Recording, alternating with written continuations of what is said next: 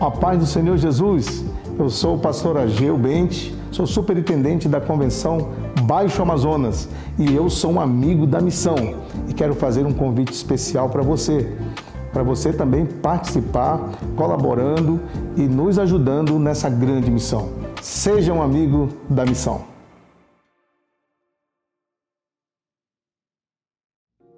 Fala, empreendedores! Tudo bem com vocês? Espero que esteja tudo bem com sua família, com seus negócios, com as suas finanças. E hoje nós vamos falar sobre uma dúvida recorrente. Várias pessoas me perguntam sobre isso e eu acredito que é importante esclarecer. Bom, se o governo pode imprimir dinheiro, qualquer governo, ele pode imprimir dinheiro. Por que o governo, então, não imprime dinheiro e dá dinheiro para as pessoas mais pobres? É sobre isso que nós iremos falar no programa de hoje. Eu sou o pastor Daniel Freschi, educador financeiro, e esse é o programa Mais Valor.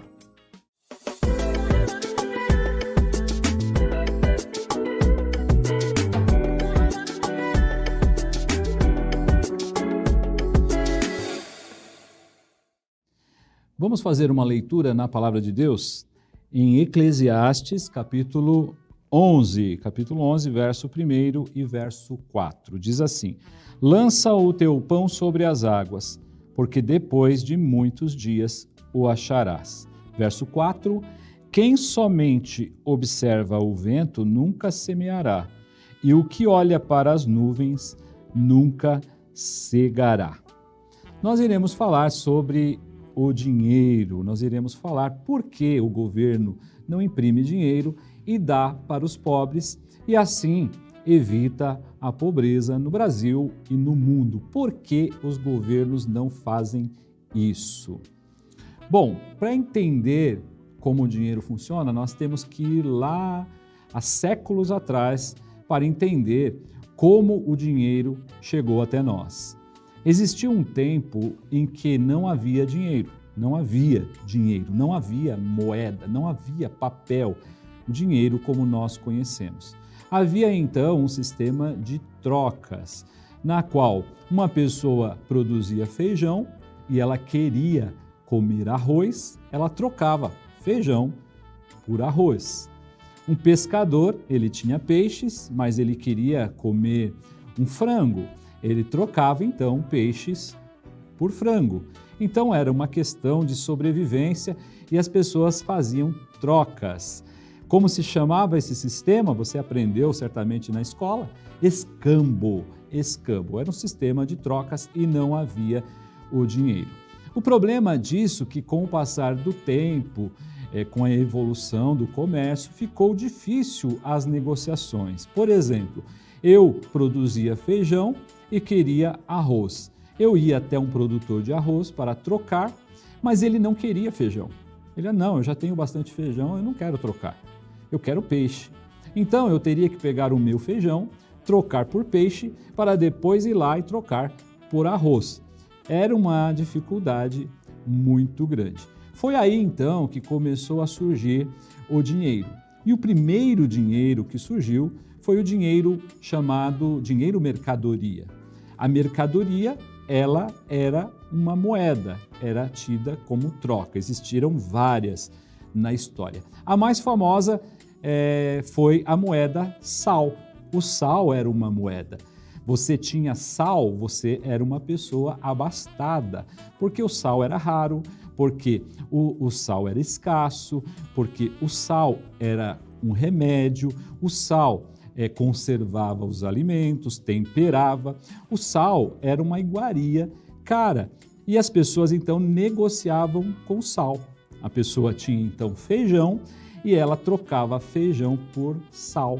E com o sal ela comprava o que ela queria. Tá? Esse sistema de sal é um sistema desde o Império Romano e dessa palavra, sal, a palavra original do sal, ali é salarium, que dá origem à palavra salário, que significa pagamento em sal. Então, o salário que você recebe hoje tem como origem a palavra salarium, que é pagamento em sal. Com o tempo ficou difícil carregar sal para todo lugar. Imagine eu ter que ir ao mercado e levar lá 5 quilos de sal, 10 quilos de sal, andar com o sal para negociar. E aí surgiram então os metais, as moedas de metais. Então haviam moedas como o ouro, como a prata, como o cobre, como o bronze, moedas que valiam de acordo com a sua escassez. E aqui um ponto importante para você se lembrar. Quanto mais escasso for uma moeda, ou seja, quanto menos quantidade de moedas existirem, mais ela vale.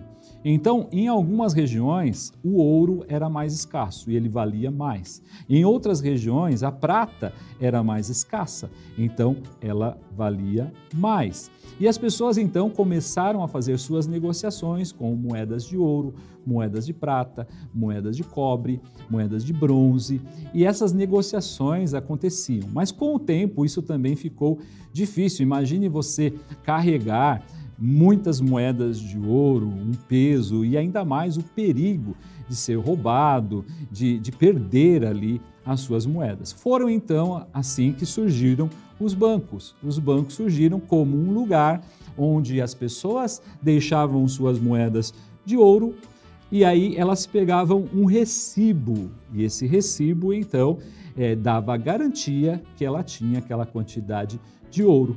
Foi aí que surgiram o dinheiro de papel. Os bancos tinham lá o ouro, a prata, o cobre, o bronze e eles davam um recibo na qual as pessoas tinham a garantia que o seu ouro estava seguro ali nos bancos, estava seguro ali nos bancos. Com o passar do tempo surgiram as moedas, os grandes imperadores romanos, eles então estampavam as suas imagens em uma determinada moeda, em um determinado metal e colocavam ali um valor. Na época de Jesus, você deve se recordar, quando eles foram ali tentar enganar Jesus ou pegar Jesus ali em uma pegadinha, dizendo: para quem nós devemos entregar nosso dinheiro? Para César ou para Deus? Na verdade, ali era uma pegadinha, porque se Jesus respondesse para Deus, eles iam acusar que Jesus estava contra Roma e Jesus poderia ser preso. Se Jesus falasse que o dinheiro deveria ser dado para Roma, eles também diriam que Jesus era a favor dos romanos e os judeus não gostavam de pessoas que eram a favor dos romanos. Mas Jesus, na sua sabedoria, ele pergunta: de quem é a figura que está estampada na moeda? E eles responderam: de César. Jesus então disse: dai a César o que é de César e a Deus o que é de Deus. Na verdade, Jesus não estava indo contra o Império Romano, porque era um sistema financeiro na qual o imperador ele recolhia ouro, prata, e ele trocava esse ouro e prata por moedas que tinham o seu valor estampado, e assim as pessoas faziam as suas negociações. Criou-se então, depois de muito tempo, o padrão ouro. O padrão ouro, o que era? Todo o dinheiro que era impresso ou feito com moedas, ele precisaria ter a mesma quantidade em ouro. Um banco central de um país teria que ter, então, a mesma quantidade de ouro lá no seu cofre, tá? A mesma quantidade de ouro em papel, moeda em circulação. Então havia o padrão ouro, tá? O padrão ouro. Isso dava uma garantia que você tinha o dinheiro em papel, em moeda, mas também havia um rastro lá no banco, havia a mesma quantidade de ouro. Era uma reserva. Isso aconteceu até a Primeira Guerra Mundial. Então, os países, os governos, eles não poderiam imprimir dinheiro se ele não tivesse a garantia que ele teria essa mesma quantidade em ouro. Hoje isso não existe mais. Não existe mais o padrão ouro, tá? Não existe mais esse rastro. Portanto, o dinheiro hoje, ele é fiduciário. Fiduciário. O que é um dinheiro fiduciário? É um dinheiro que, na verdade, ele não existe. Não existe uma garantia que esse dinheiro está lá no banco. O dinheiro é fiduciário, ou seja, você precisa ter fé que a nota de 100 que você está nas mãos, ela vale R$100. Ela tem o seu valor de R$100, porque se todas as pessoas resolverem ir lá no banco e sacar, não terá dinheiro suficiente para todo mundo. Não haverá dinheiro para todo mundo. Esse já é um grande problema, tá? E aí, o governo hoje, como não tem o padrão ouro, ele pode então imprimir dinheiro como ele quiser. O governo pode imprimir dinheiro. E foi o que aconteceu na pandemia. O Brasil imprimiu dinheiro, os Estados Unidos imprimiu muito dólar, muito, mas muito mesmo, em toda a sua história. Nunca imprimiu-se tanto dinheiro para dar às pessoas os auxílios emergenciais. Isso ocasionou um outro problema. Ocasionou inflação, crise mundial, porque simplesmente imprimiram dinheiro. Se os países têm essa liberdade hoje para imprimir dinheiro, por que então não imprimir dinheiro para todo mundo, dar dinheiro para os pobres, dar R$1.000, R$2.000, R$3.000 para as pessoas carentes? Por que não fazer isso? Porque se o governo faz isso, ele cria um outro problema muito maior. Como eu disse aqui, e vale lembrar, quanto mais quantidade você tem de uma moeda, menos ele vale. Ou seja, quanto mais reais o governo imprimir, menos ele vale. Entendeu? Quanto mais dólares estiverem aqui no mercado brasileiro, menos ele vale. Por que você acha que o dólar está desvalorizando frente ao real? No momento que eu estou gravando esse vídeo, o dólar está quase R$4. Ele caiu muito. Por que o dólar caiu muito? Porque a inflação no Brasil está alta. A taxa Selic está alta. Os investimentos aqui no Brasil de renda fixa estão rendendo 12%, 14%. Então, o que está acontecendo? Pessoas de outros países que têm dólar estão trazendo dólar para o Brasil. Está entrando dólar no Brasil. Então, o Brasil está tendo um número grande de dólares aqui. E o que isso faz? Com que o preço do dólar caia. O preço do dólar cai porque investidores estrangeiros estão trazendo dinheiro aqui para o Brasil. O contrário também é verdadeiro. Quando os investidores tiram os dólares daqui, o dólar sobe, sobe.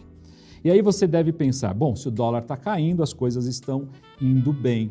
Não, porque a inflação está alta, o governo já imprimiu bastante dinheiro. E quanto mais dinheiro tem aqui, mais desvalorizado o dinheiro fica. Mais desvalorizado o dinheiro fica. Você tem mais dinheiro, tá? Você tem mais dinheiro em circulação e aí a inflação sobe, os preços sobem. Eu quero ilustrar para você de uma maneira que talvez você vai compreender melhor. Imagine que exista uma ilha isolada do mundo. Nessa ilha não tem dinheiro, as pessoas trocam mercadorias. Nessa ilha moram 100 pessoas apenas. Uma ilha pequena, 100 pessoas, não tem dinheiro. Elas trocam mercadorias. Um dia elas resolvem criar a sua moeda. E elas então decidem que a moeda vai ser conchinhas. Aquelas conchinhas que tem ali no mar, na praia. E as pessoas então vão para a praia e pegam suas conchinhas, ficam tentando minerar conchas para ter ali o dinheiro, que são conchas. Nessa ilha tem um açougue, apenas um açougue, um criador de gado que vende carne, e ele tem uma quantidade limitada de carne.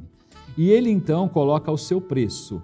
O preço do bife aqui são 100 conchas. 100 conchas o quilo do bife.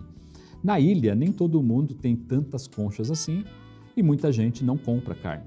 Não compra carne. São poucas pessoas que compram carne, porque a carne está cara. 100 conchas por 1 quilo de carne, eu não vou comer carne, não tenho condições de comer carne.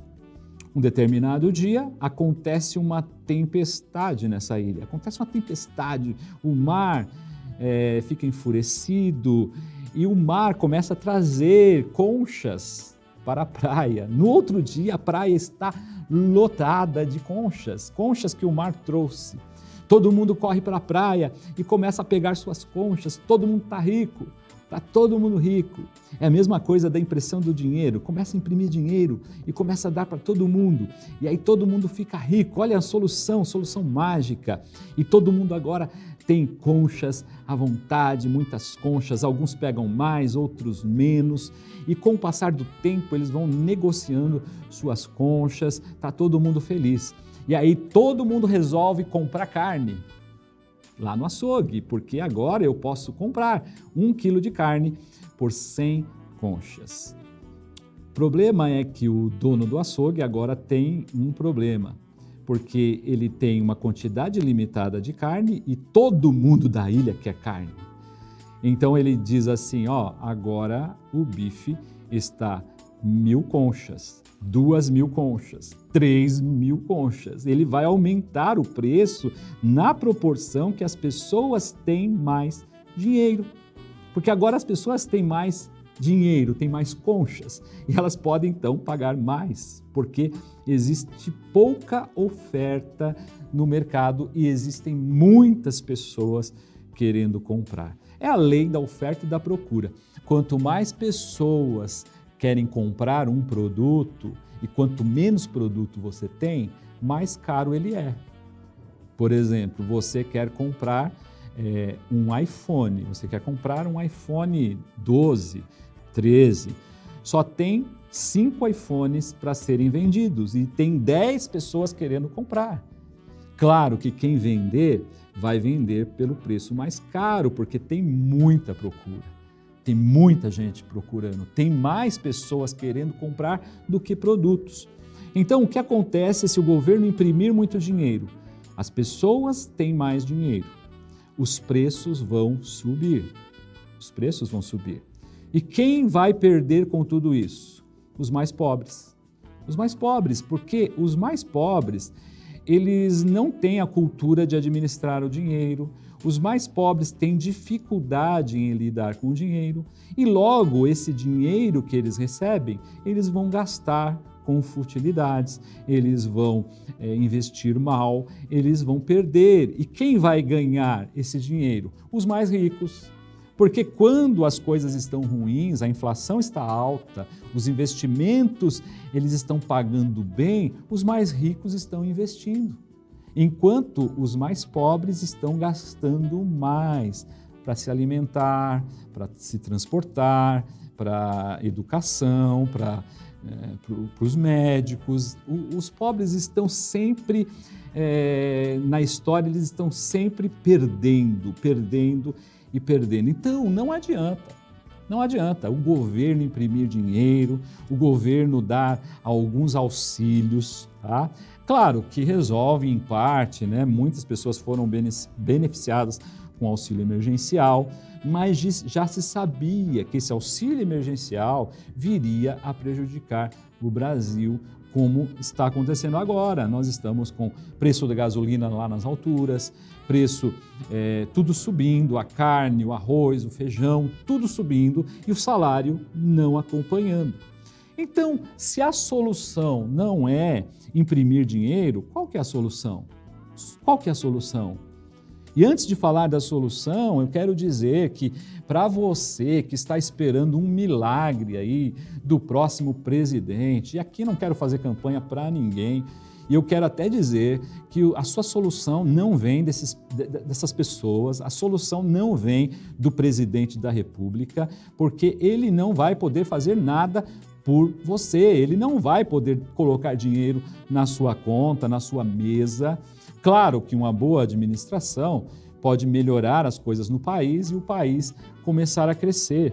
Mas enquanto você for depender dos governantes para mudar a sua história, você vai ficar esperando de 4 em 4 anos, 4 em 4 anos, esperando um salvador da pátria, alguém que vai te salvar e vai te resgatar.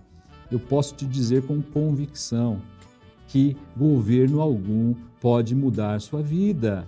Quem muda a sua vida, a sua história, acima de tudo é Deus. E em segundo lugar é você com suas atitudes. Então, o que fazer se não posso então imprimir dinheiro, se o governo não pode imprimir dinheiro, porque senão vai dificultar ainda mais?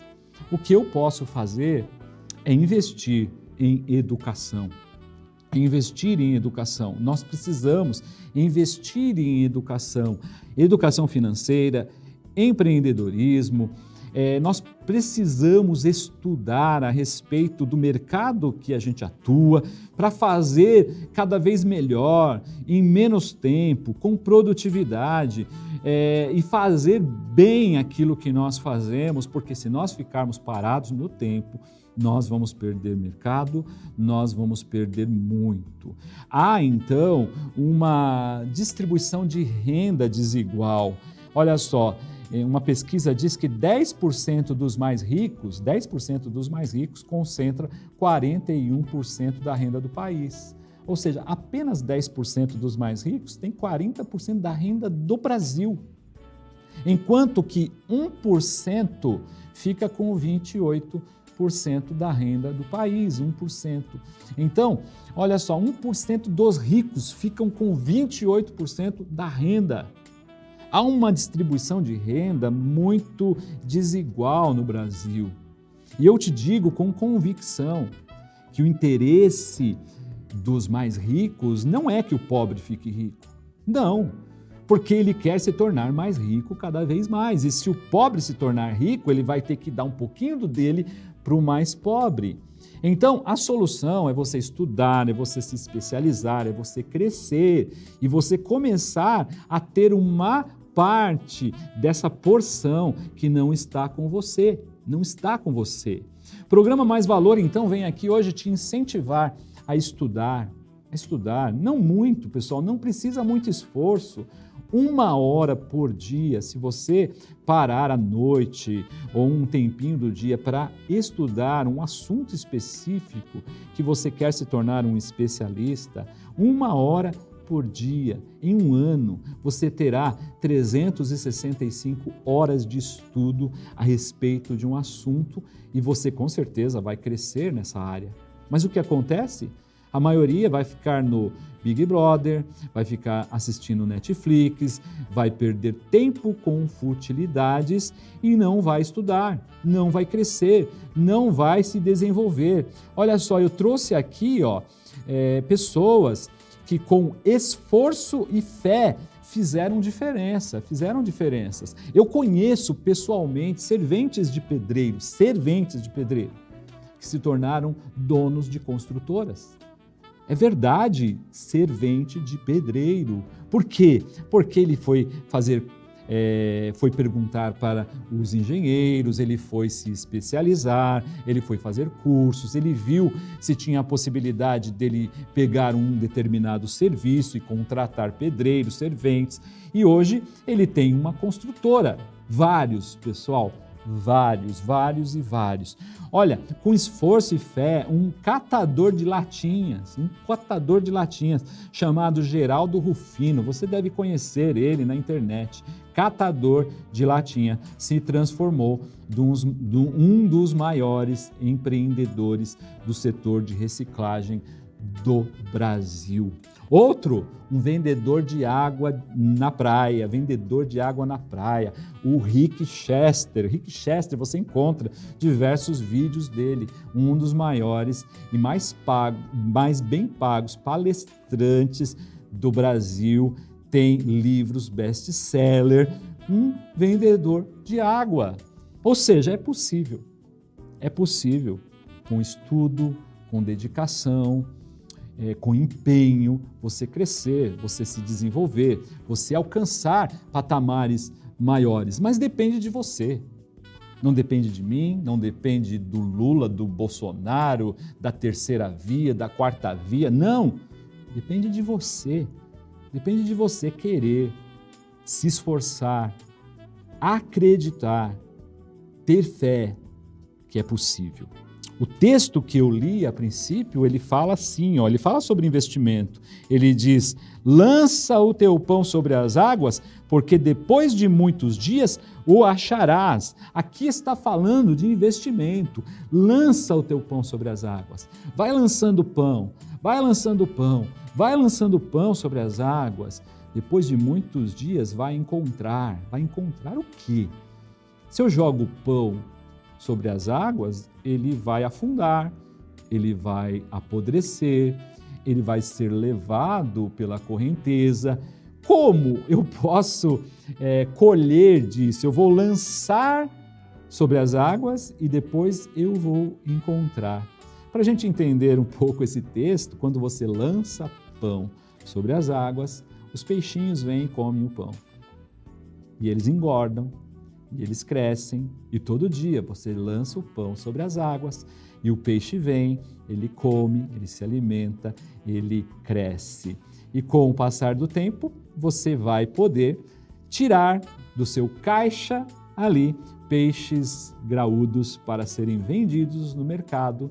Portanto, lança o teu pão sobre as águas, porque depois de muitos dias o achará. Lança o teu pão sobre as águas, estude, se dedique, se esforce, tenha fé, cada dia um pouquinho, cada dia 1 minuto, 2 minutos, 1 hora, cada dia faça um pouco mais. Depois de muitos dias, você vai encontrar. Mas o que acontece? Acontece que quem observa o vento, no versículo 4 diz, quem observa o vento nunca semeará. Eu não vou estudar hoje. Hoje está frio. Hoje está calor. Hoje tem futebol. Hoje tem a final do BBB. Hoje tem isso, hoje tem aquilo, porque quem olha para o vento nunca vai semear. Nunca vai ser a hora certa de plantar, porque vai estar sempre olhando para as circunstâncias. Hoje eu estou desanimado, hoje eu estou fraco, hoje eu estou doente, hoje eu estou isso, hoje eu estou aquilo. Então, enquanto você viver nessa, você não vai crescer, você não vai plantar. E quem não planta, não colhe, não colhe. Então ele diz, quem somente observa o vento nunca semeará, e o que olha para as nuvens nunca colherá. Ficar olhando para as nuvens, hoje vai chover, eu não vou colher. Ficar olhando para as circunstâncias, hoje eu não vou colher. Ou seja, a palavra de Deus exige ação. Lança o teu pão, lança o teu pão, planta, colhe. Existe uma ação que nós precisamos fazer. Existe uma parte que é a nossa parte. A parte de Deus, como eu já disse, é impossível, é o impossível. Deus é especialista no impossível. Eu faço a minha parte, eu planto, eu semeio, eu lanço o pão sobre as águas, e o que vai produzir dessa semente lançada, desse pão lançado, é Deus que faz. É Deus que dá o crescimento. Eu simplesmente lanço, eu simplesmente planto, eu simplesmente colho os frutos daquilo que Deus nos dá. Então, não fique esperando o governo imprimir dinheiro para te dar. Não fique esperando. Não fique esperando aqueles da La Casa de Papel assaltarem o Banco da Espanha e jogarem dinheiro pelo helicóptero. Isso não funciona. Isso não funciona. O que funciona é seu esforço, é sua dedicação, é a sua fé, é a sua confiança que, se você quiser, tudo pode mudar na sua vida. Certo? Vamos orar? Pai, em nome de Jesus, eu te agradeço, eu te louvo, porque o Senhor é bom, sua misericórdia dura para sempre. Nós temos que esperar em Ti, confiar em Ti, É de Ti que vem nossa segurança, é de Ti que vem nossa esperança. É em Ti que confiamos para que venha regar as sementes que temos plantado, o pão que temos lançado sobre as águas. Nós não sabemos o que iremos colher, mas sabemos que o Senhor tem uma colheita farta e abundante para as nossas vidas. Eu me coloco nas Tuas mãos, Senhor, como um canal de bênção para proclamar as Tuas verdades, para falar às pessoas que precisam e que esperam o melhor, que o Senhor venha nos abençoar grandemente, transformar nossa vida e nossa história para a honra e glória do Teu nome. Amém, pessoal. Graças a Deus, mais um programa. Espero que eu tenha sido claro, tá? A explicação é um pouco complexa, mas que você tenha entendido que o principal aqui, a principal coisa que você precisa levar para a sua vida é que você não deve esperar nada dos outros, você deve fazer a sua parte, você deve ser autorresponsável por sua vida para que você colha os resultados daquilo que você plantar e, claro, resultados daquilo que Deus dará na sua semeadura. Que Deus te abençoe, um forte abraço e até a semana que vem com mais um programa Mais Valor, se Deus quiser.